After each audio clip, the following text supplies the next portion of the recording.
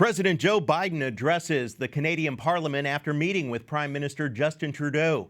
But it's the Middle East that's caught the administration's attention. This after a strike by a suspected Iranian-made drone killed a U.S. contractor and wounded 5 American troops and another contractor in northeast Syria. White House correspondent Owen Jensen joins us now with the very latest. Owen.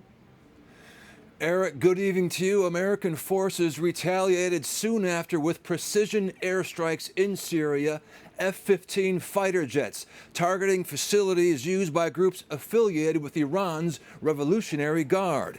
11 Iranian-backed fighters reportedly killed. In Syria, ambulances rushing to the scene, U.S. forces under attack, and then returning fire. President Joe Biden okayed the retaliatory attack. Defense Secretary Lloyd Austin warns, quote, "No group will strike our troops with impunity." And National Security Council spokesman John Kirby calls it a dangerous environment. And we've got militant groups that are supported by Iran that are the ones conducting these attacks against our troops and our facilities. We're going to continue to do whatever we can to defend themselves. And if we have to retaliate like we did yesterday, we'll do that.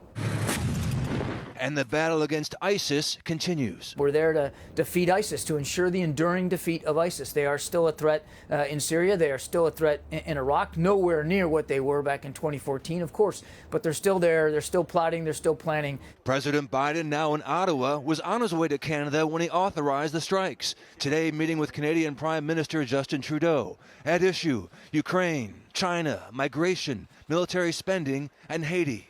We have no greater friend and ally than the United States, and it's always a real pleasure to be able to welcome you. We're lucky.